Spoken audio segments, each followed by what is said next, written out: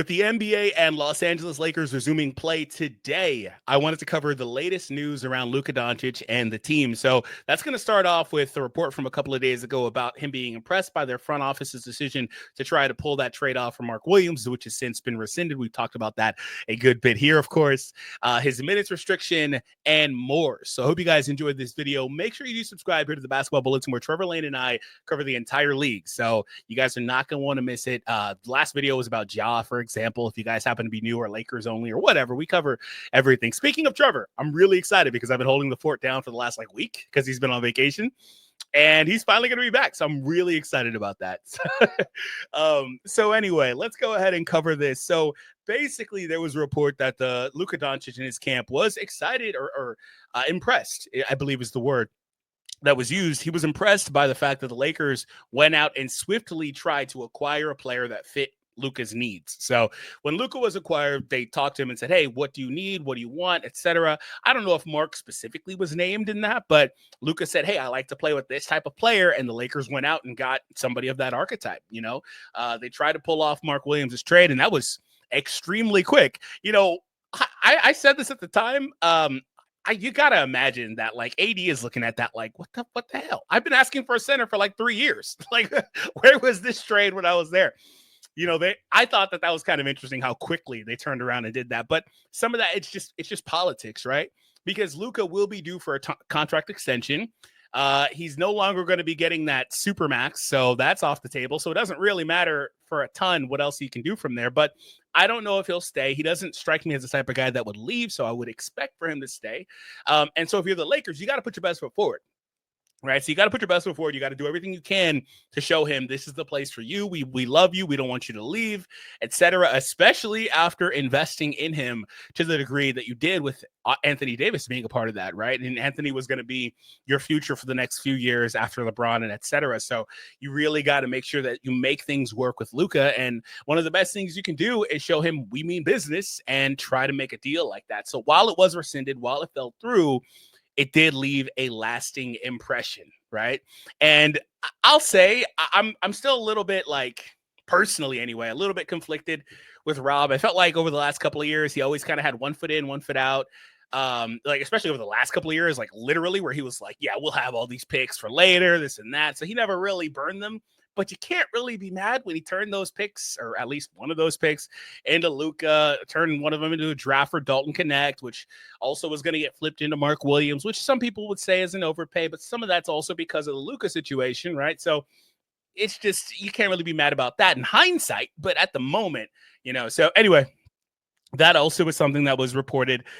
Yet there has been no tangible dismay from Doncic's camp about his new team walking away from the Williams deal. So they weren't even upset that the Lakers decided to walk away from the deal. That's awesome too. So they were excited about this, impressed with the quickness that Rob acted with, and they weren't even upset about the fact that they walked away from it when push came to shove because of the situation, right? So before we proceed, I wanted to give a quick shout out to today's video sponsors, Prize Picks. Like I said, the games will be back today. So the Lakers will be playing. I don't know if LeBron is going to play or what, or if Luka is going to play. Part of me thinks because they're going to have a top 3 or so difficulty after these next couple games. Part of me wonders if they'll load manage one of these guys, between Luka and LeBron in these games. We'll cover that in a little bit more, but we'll probably make some picks here. You know what? I'm not going to pick the 41 plus for Luka because he's going to be on minutes restriction, which we'll talk about, but I will take the 11.5 for Austin. I think that's pretty safe. And so if you guys want to play, when you guys do, through the link down below in the description, go to the website and put the promo code Bulletin to get $50 off your next play of 5. So that's what you're going to want to do. So make sure you play $5 and then you guys will get the $50. All right. So we're going to take him. We will also take Josh Green for 7. Sure. I think that's easy. And last but not least, we will take Jarrett Allen, 24.5. I think that's very easy. You can go further than this, but I typically like to stick to 3 players. So again, Prize Picks, today's video sponsors. Thank you so much for the support. We appreciate it. And back to it. So like I was saying, they weren't even upset about it. Sources told the Steinline that Doncic, in his first discussion about roster construction with the Lakers vice president of basketball operations, told Pelinka that he understood it might take until the summer to make that addition. and came away impressed by how swiftly the Lakers initially moved to try to address that void. So that is really, really good. There was also a report that LeBron said that, this trade has given him some energy. I personally think LeBron, whether they get there or not, I don't know, obviously, but I personally think he smells that they have a chance this year, right? I felt like he smelt it before because they were good, right? They were one or two pieces away. Like, they didn't need to overall to make a deal like this, but this is one where you just couldn't refuse it, right? But I felt like there were one or two pieces away. The national perspective of the team hadn't caught up to the reality of what the team is actually this year, right? A lot of old narratives, especially from a lot of the talking heads like Charles Barkley, et cetera, that just weren't true about this year's team. But regardless, I think LeBron smells that they have a chance, and that's all he wants. He doesn't want a guaranteed, I'm going to get this. He just wants a chance. That's all he ever has said. Just give me a chance and we'll see what happens. So that being said, I think that this will give him energy, and he will line up to try to put his best foot forward. And I think that's part of the reason why he opted not to play over the weekend, is that he wanted to get those extra days of rest, especially because they're coming back a day early to play in this Charlotte makeup game today. So that is definitely pretty interesting. Speaking of LeBron, there's a report here that Doncic and his family is already impressed with LeBron's work ethic, which I actually think is really cool, because if there's anything Luka can learn from LeBron, who Luka has said is his idol, favorite player growing up,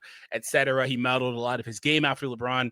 So regardless of how you feel about these two individuals, literally yourself individually, regardless, I think one of the best things he could learn from him is just how to take care of his body, because that's the last piece missing from Luka. And it's crazy because he dominates to the degree he does without having that piece. Like, could you imagine if he actually dials that piece in to the degree to which you would expect him to as a pro athlete? Like, could you imagine? That would be insane. So I think that's something he can really learn from LeBron, who is the poster child for that, taking care of yourself for 20 plus years. I mean, there's nobody better at it, right? So I think that's one of the cool things about this. On the first night, the Doncic was officially a member of the storied franchise. The incumbent, superstar James followed his regular pregame routine and took the floor at approximately 3:30 p.m. local time for a game against Golden State that was still 4 hours away. This isn't the norm in the NBA, where most players, Doncic among them, typically don't hit the hardwood until about 2 hours before tip-off. But James, as we've come to learn in the past 22 seasons, is anything but normal. That used to be a more common thing. I'm surprised to hear that a lot of guys still don't really do that. You would have thought that they would have picked that up, because the old generation used to do that too. Superstars of eras past used to do that too. And LeBron has just been around for so long that's been ingrained into him. And I'm sure he gets there extra early, because as he's gotten older, he needs more time to prep, right? He needs more time to get situated, get into his routine. He needs to take his nap a little bit earlier, all these other things. Like, LeBron has to do all that maintenance, get ready to go. It's probably an adventure just getting ready to set up for a game for him. So I'm sure he's there. LeBron may be there like 6 hours early for some of these games getting ready, but apparently guys don't show up until 2 hours. So he was ahead of the curve, right? According to people who saw the scene unfold on Thursday night, Doncic's attending family, including his father, Sasa, took notice of the dedication on display as they sat near the court. There was a sense of respect and amazement, the people said, with Sasa repeatedly turning around to watch James's remarkable regimen. James didn't stop there, though. At the ripe old age of 40, he went on to turn into a 42-point, 17-rebound, 8-assist outing that left the Warriors in his wake and put in the history books again alongside Michael Jordan. Yeah, so that was a great game. James, who has been setting the league-wide standard in his work ethic department for so long now, wasted no time in showing Doncic what it will take to quiet all the noise that surrounds him. See, like that to me, I think is massive. Like, I really do think that piece of it is the most important piece of it. Like, there's other things he can mentor him on or whatever, right? But I think that's the most important piece. And I think that's going to be really cool to see. So over the last couple of days, Mike Trudell reported that JJ Redick said that the team will keep Luka Doncic on a minutes restriction tomorrow against Charlotte, but he's hopeful there won't be a minutes restriction moving forward. So I'm sure this minutes restriction eats Luka up alive. I'm also sure that they saw what happened to AD and probably were a little bit scared of that, if I'm being honest with you. And I mean that because I genuinely think AD probably rushed back. Like, if he was on the Lakers and they kept winning and everything stayed the same, the way that they basically did, right? I don't doubt that AD would have sat out until today.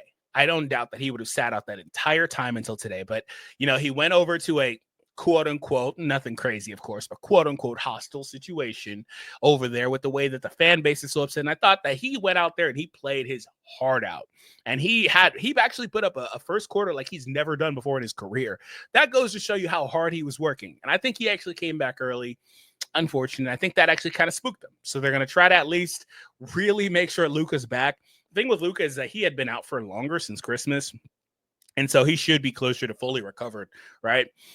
So we'll see what happens with that ultimately. But it is really cool to see that after today's game, and they have a game tomorrow, that he will be good to go. I do wonder, like I said, there was another report. I'm not seeing it here. There was another report that the Lakers aren't going to push Luka. I'll quote it. They're not going to push Luka. They will see on a touch and go basis with him if he's able to play in a back-to-back. And that's interesting because the Lakers have, like I said, a top 3 hardest schedule remaining from here. And they're going to need Luka to play as much as possible. And they've got a lot of back-to-backs. I think there's a stretch where they put like 6 games in 8 nights or something like that. It gets brutal. It gets really bad. So I do think that they're going to need Luka to be ready to go. And I think he will be, right? I'm sure he's ready to get going. And he'll be on for the stretch run of the season and just put forth his best effort. So I think that'll be really interesting to see. But I do wonder, like I said, if they will, because these are 2 of the easier games remaining on their schedule, if they'll give this game a chance. Like, say, for example, LeBron doesn't play this game, Luka does, and they don't want Luka to play a back-to-back. LeBron plays the next game. Both guys kind of do that. Then from there, you get both of these guys on the court together, and you see what you can do and find rest if necessary in other pockets, right? You do need to get these guys out there as much as possible to let them learn how to play off of each other. So I think that's the most important piece. And Luka will turn into being more ball dominant as he gets more comfortable, more aggressive, and he is able to get that minutes restriction off too. I think that's another piece of this too. But LeBron has been fine off the ball. LeBron actually had a game where he had the lowest usage out of all these guys the last game. So that was pretty interesting to see. And Luka had a situation where he created a couple of nice driving kicks to AR and LeBron with the ball in his hands. But the situation also with Luka is just very different. He's not going to be on this team and have the usage that he had with the Mavericks. It's just not going to be the thing. So because he's got freaking LeBron and Austin, who's putting up 19 and 6. That doesn't mean that the ball is better in other people's hands. It means that they have to take turns. That's all that means, right? So, but then obviously when it's time to win the game, it'll be in his hands most likely, which is pretty cool. And he'll make the decision. So we'll see what happens. Maybe in LeBron's hands, but that's about it. Although LeBron has a penchant to let Austin cook. So I do wonder. I'd imagine most of the time it'd be Luka, but whatever. So I think that's the most important piece of this, though, is that he gets healthy and that he's good to go in the long term. And it was interesting to see that report there. So we'll see what happens here. But there's also, lastly, a report that the Lakers are looking to try to capitalize on the momentum that they had. This was from Mike Trudell. They did not they won 10 games and lost just 1. They did so despite making as big of a trade as it gets in the middle of the streak, not to mention having a second trade get rescinded. Like I said, they went 10-2. They went 10-2 in their last stretch. The Lakers were awesome, dude. In that period, they outscored opponents by 14.4 points per game for a net rating of 15 points. That rated number 1 on defense as well with 106 and number 6 on offense, even as Luka, LA's primary acquisition, played in only one of those 10 wins that they had. So they went on a tear. Now it wasn't the craziest stretch, but they were really good in those games overall. And he goes into detail about how these guys have performed so far, how LeBron performed during that stretch. LeBron was insane on that stretch, 27 points, 10 assists, 9 rebounds. Reeves, 22 points and 6 assists and 4 boards. They both had 40-point games in that stretch. And they won against a couple of good teams in the Pacers and Knicks as well. And they had Golden State in there too. They had some really good stuff, and they've been really good since Vando here has returned. I think they've only lost 1 game, 7-1, and that was the last game since Vando has been back. JJ also mentioned that I can't overstate how important Gabe Vincent and Dorian Finney-Smith are to this team. And to your point about connectivity and leadership and talking all that stuff, those guys are important for our group.